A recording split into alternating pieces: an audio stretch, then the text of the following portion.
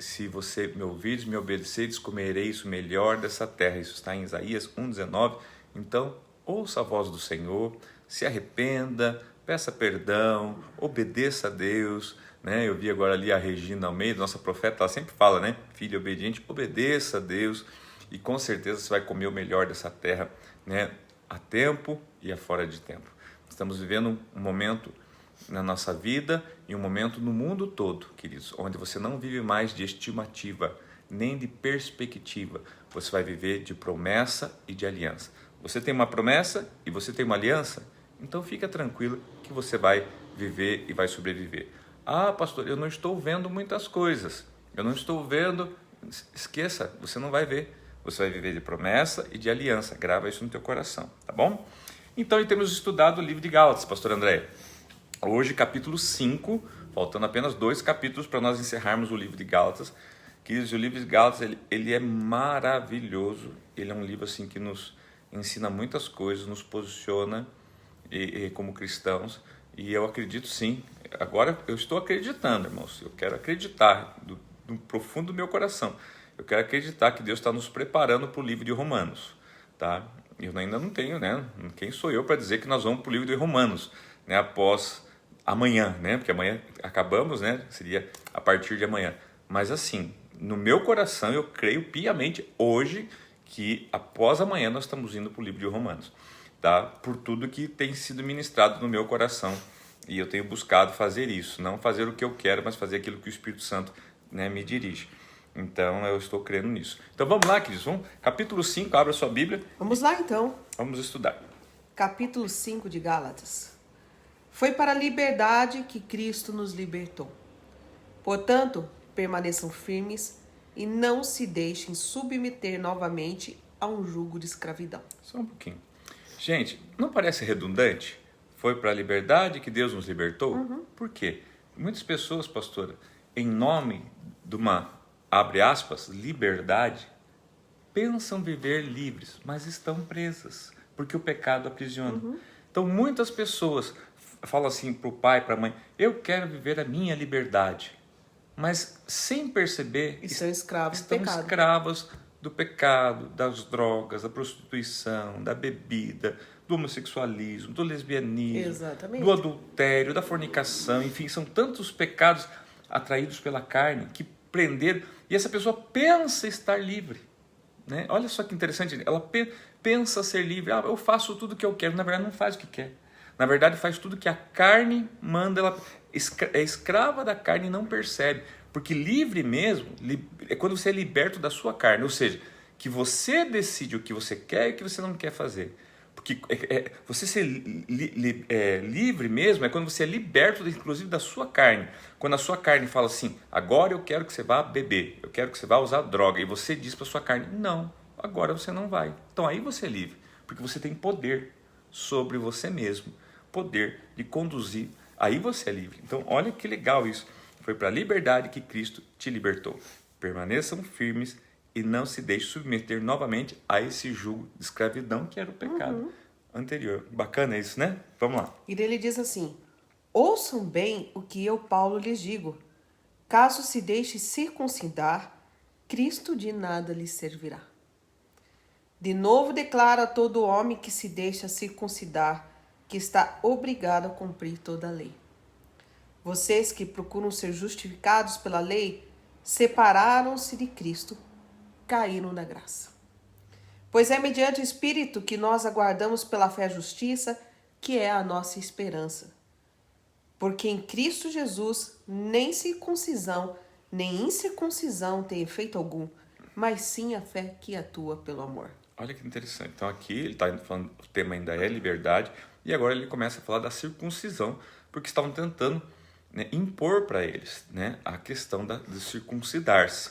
Então ele volta a dizer, olha, se o fato de você carregar uma marca no teu corpo, isso faz você pensar que você será livre, né? Não, né? Você não é livre porque você carrega uma marca no teu corpo, né? Quantas pessoas... E interessante que você vai ver assim, por exemplo, o próprio Paulo, ele tem lá os seus discípulos, Tito, tem Timóteo, e você vai ver, por exemplo, o Paulo falando para Timóteo que seria bom para Timóteo circuncidar. Eu não vou lembrar agora ser em Romanos, que você vai ver isso. Depois a gente pode até checar isso para você. E você vê, por exemplo, no próprio livro de Gálatas que nós lemos aqui, se não me engano, capítulo 2, para Tito, ele fala assim, não, Tito não vai circuncidar. Então, pera lá, como é que é? Afinal de contas, é para circuncidar ou não é para circuncidar? A questão não é circuncidar, a questão é qual a razão que você está circuncidando. Aqui, homens maus estavam dizendo assim, se você não circuncidar, você não pode ser salvo. Então, estavam atrelando a salvação à circuncisão. Por isso que Paulo falou assim, ó, se você circuncidar, você tem que guardar a lei. Então, aí se tornou um problema para você.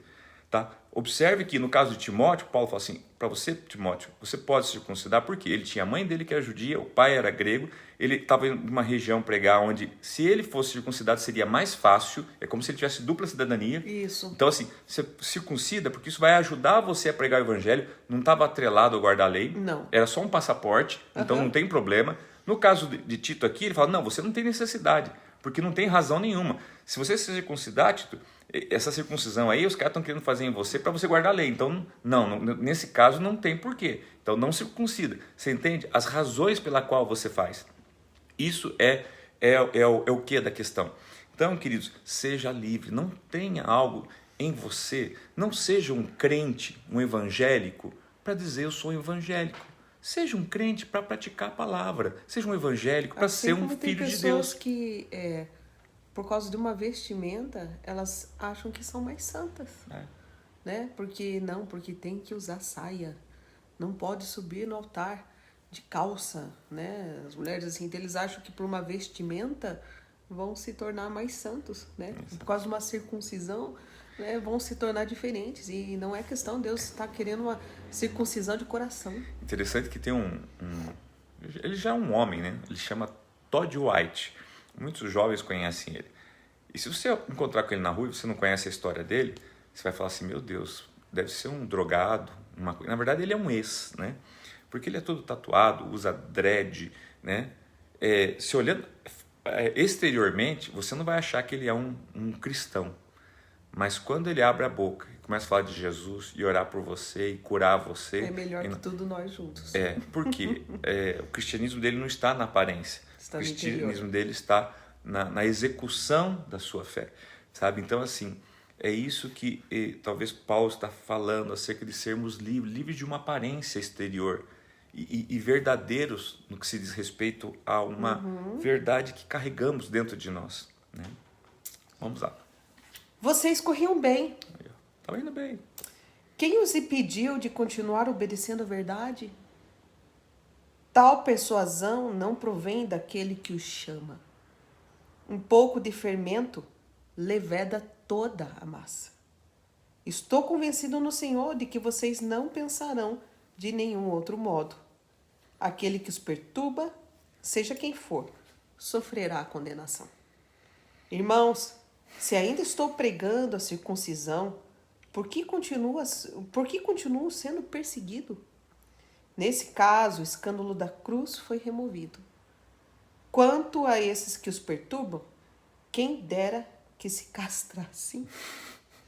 Irmãos, vocês foram chamados para a liberdade, mas não usem a liberdade para dar ocasião à vontade da carne. Ao contrário, sirvam uns aos outros mediante o amor. Toda a lei se resume num só mandamento: ame o seu próximo como a si mesmo.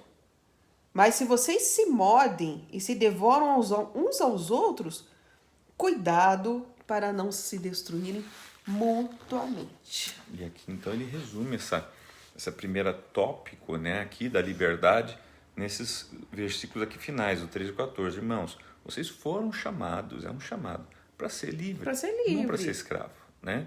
Jesus já veio para nos libertar, para nos curar, né? Para nós sermos livres.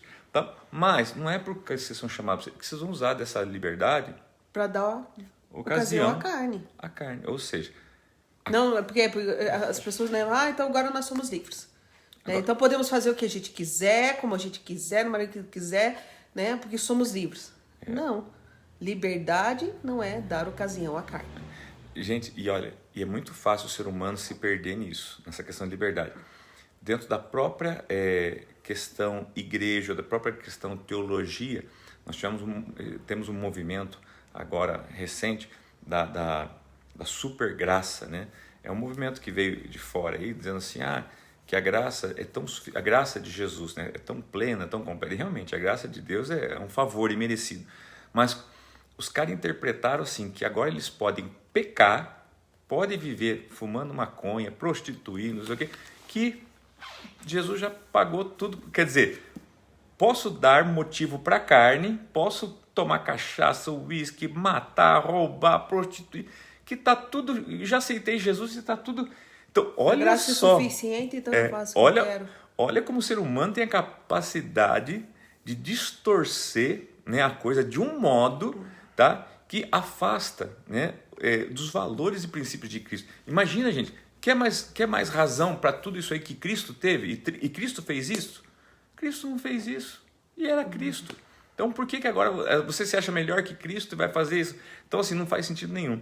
Então, aqui fala, irmãos, vocês são chamados para liberdade, mas não use essa liberdade para dar ocasião à carne. À carne. De modo algum. E aqui já é uma introdução para obras do Espírito da carne que ele vai falar logo na sequência. O 14 fala assim, toda lei se resume num só mandamento. Agora fala da lei, lá que é prisional, resume no quê? No amor. Ama o seu próximo como a si mesmo. Isso, né? Não fiquem, não se mordam, não se devorem uns aos outros, o texto fala, né? Mas ame, né? Cuide um do outro, não se destruam o outro, mas procure se amar, procure se cuidar, procure zelar uns pelos outros. Porque se eu amo o próximo como a mim mesmo, eu deixo de fazer um monte de coisa ruim. É verdade. Eu não vou roubar porque eu estou roubando meu próximo. Eu não vou fazer o mal porque eu estou fazendo mal ao meu próximo. Então, muita coisa muda. Gente, deixa eu dizer uma coisa para vocês agora, bem escatológica, de fim dos tempos. Nos últimos tempos, a Bíblia fala assim, que o amor de muitos se esfriaria, e isso redunda no quê? Que o egoísmo humano vai estar de tal forma que as pessoas vão pensar só em si mesmo. E automaticamente isso vai esfriar o amor ao próximo, porque tudo vai girar em torno de mim, tudo vai girar em torno de você. E assim, o que importa é a minha sobrevivência e a sobrevivência talvez dos meus. E isso vai trazer um egoísmo tão grande, tá, que o amor vai se esfriar. Então assim, a gente vai ver cada vez mais esse esfriamento. Então é algo que nós temos que buscar no Espírito. A carne não vai trazer este amor. Não espere que a tua carne vai se preocupar com o próximo, com o, sabe assim, o seu semelhante. Não, pelo contrário, a sua carne vai tentar proteger você e trazendo um sentimento egoísta. Então, como que você vai fazer para lidar com isso? Caminhando em espírito, buscando a Deus, pedindo para Jesus, Jesus, me ajude a não ser egoísta, me ajude a não ser... E aqui ele dá o conselho. Colocando minha vida no centro, né, de tudo. Porque ele aqui, daí no 16, ele diz, por isso eu digo, vivam pelo Espírito, e de modo nenhum satisfarão os desejos da carne. É instrução. Pois a carne deseja o que é o contrário ao Espírito, e o Espírito o que é contrário à carne. Eles estão em conflito um com o outro, de modo que vocês não fazem o que desejam. Mas se vocês são guiados pelo Espírito, não estão debaixo da lei. Ora, as obras da carne são manifestas. Então agora ele vai começar uma relação, uma lista das obras, ou seja, daquilo que é manifesto pela carne, que a carne pede, que são desejos da carne. Entenda uma coisa, não é desejo seu, você alma, você ser, mas desejo da carne que conduz você, que carrega você. Então você tem que entender o seguinte, isso aqui não está dizendo, não, eu não tenho essas coisas. Não, você tem sim, a tua carne tem. É que você tem que controlar elas. Tá? Então olha só a relação de coisas que vai dizer aí. Imoralidade sexual, impureza e libertinagem, idolatria e feitiçaria, ódio, discórdia, ciúmes, ira, egoísmo, dissensões, facções e inveja, embriaguez, orgias e coisas semelhantes. Eu os advirto como antes já os adverti. Aqueles que praticam essas coisas não herdarão o reino de Deus. Então observe como a carne, ela rouba, ela nos rouba do reino de Deus. Porque quem deseja essas coisas é a carne. Se nós nos submetermos a ela, ela vai nos roubar, nós quem? Nós alma, né? Nós seres que estamos dentro desse corpo, né? Gerados pelo Espírito de Deus. Ela vai nos roubar do reino de Deus. Por quê? Porque ela é egoísta, a carne é egoísta, ela quer que satisfaça. Então veja só, a carne ela é idólatra, né? Ela é feiticeira, tá?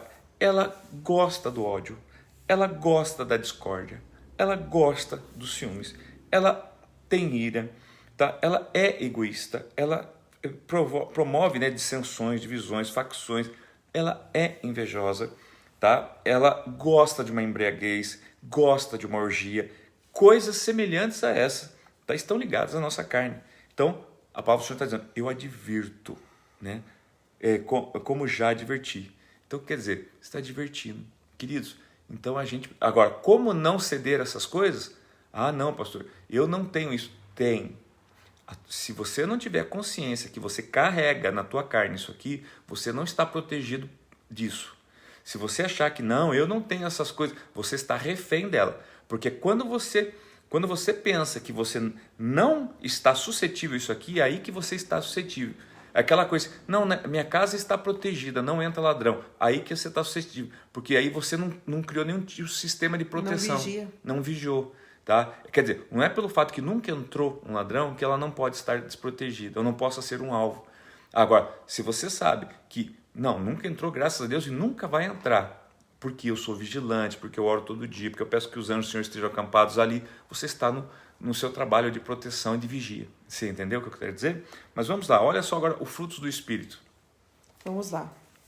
Daí ele diz assim, mas o fruto do Espírito é amor, alegria, paz, paciência, amabilidade, bondade, fidelidade, mansidão e domínio próprio. Contra essas coisas não há lei. Os que pertencem a Cristo Jesus crucificaram a carne com as suas paixões e os seus desejos. Se vivemos pelo Espírito, andemos também pelo Espírito. Não sejamos presunçosos, provocando uns aos outros e tendo inveja uns dos outros. Observou que o fruto do Espírito é o quê? É o amor. Tá? E lembra lá que nós vimos lá que a toda a lei resume-se num só mandamento, que é o quê? Ame ao próximo, o amor. Então, o fruto do Espírito é o quê? O amor. Interessante, né, pastor, que ele diz obras da carne versus fruto do Espírito. É um fruto. A carne tem obras, está no plural, mas o Espírito... É fruto, é um fruto. É um só. Se você tiver esse fruto... É como uma laranja com seus vários gomos. Isso. Né? Pensa assim, é uma laranja com seus vários gomos. Um chamado bondade, outro fidelidade, outro amabilidade. Então essas coisas é um conjunto que faz presente. Mas olha só que interessante. E você vai ver o fruto. Da semente, né? Interessante que você não vai ver o amor, a alegria, você vai ver o fruto. Quando você talvez lidar com esse fruto, você vai descobrir que esse fruto tem amor, descobrir que esse fruto, né, tem alegria, tem paz, tem paciência, amabilidade, bondade, fidelidade e assim por diante, mansidão, domínio próprio. Você tem que desenvolver esse fruto, você tem que trabalhar com esse fruto, você tem que, né, saborear, você tem que permitir que esse fruto, né, alimente você, esse fruto do Espírito. E eu faço um apontamento aqui, pastor, porque ali no 21, que já lemos, né, ele diz que aqueles que praticam aquelas obras da carne não herdarão o reino de Deus. E às vezes nós pensamos no reino de Deus somente como uma coisa futura. Né? Lá na frente, né? Então quer dizer que não vou para o céu? Não. O reino de Deus é manifesto entre nós. Ele se manifesta entre nós com poder, com maravilhas, com sinais. Então, em outras palavras, também está dizendo que aqueles que praticam as obras da carne não vão herdar as coisas do reino aqui. Exatamente. Que são essas maravilhas, esses sinais. Então, às vezes você não sabe por que está... Algumas coisas não estão acontecendo na sua vida, são justamente por causa das obras da carne. Elas impedem que o reino de Deus chegue na sua vida hoje. Exatamente. E olha só que interessante, pastor. No versos ainda 23, a parte B, fala, contra essas coisas não há lei. Verso 24, os que pertencem a Cristo, o que fazem? Crucificar a carne com as suas paixões e os seus desejos. Então, gente, o que eu preciso fazer com a carne? Eu preciso crucificar a carne. Ou seja, eu preciso botar minha carne na cruz. É um exercício, eu tenho que colocar, eu tenho que pregar ela. Todo dia você precisa cometer um assassinato contra Você si tem mesmo. que pregar ela. E por que pregar? Porque se você só colocar, ela pula. Ela pula da cruz se você só colocar. Então você tem que pregar ela para ela não sair da cruz. Né? Você tem que pregar ela lá, né? Ó, com as suas paixões, seus desejos. Né? Se vivemos pelo Espírito, andemos também pelo Espírito. Né? Não é só dizer, eu sou guiado pelo Espírito, mas ande pelo Espírito. Exato. Né? Não sejamos presunçosos, né? Provocando uns aos outros, tendo inveja uns dos outros. E assim o Livre de Galas continua conduzindo a nossa vida, demonstrando que há uma saída, há uma solução, há uma maneira sim de conduzirmos, que é não nos deixarmos levar pela carne. Para isso precisamos caminhar pelo Espírito, crucificando a nossa carne em Cristo todos os dias, né? E se permitindo caminhar pelo fruto do Espírito, que é o amor, né? E o amor vai gerar paz, longanimidade, alegria, mansidão, domínio próprio. E contra essas coisas não há lei, né? Amém, queridos? É isso, pastor. É isso aí, gente. São tantos conselhos maravilhosos. Essa coisa gostosa, né? Cabe nós decidirmos melhorar, né? Quando a gente vai lendo cada versículo, cada capítulo, né? E nós vemos que dá para melhorar muito. Meu Deus. Dá para melhorar muito. Ai, nem me fale.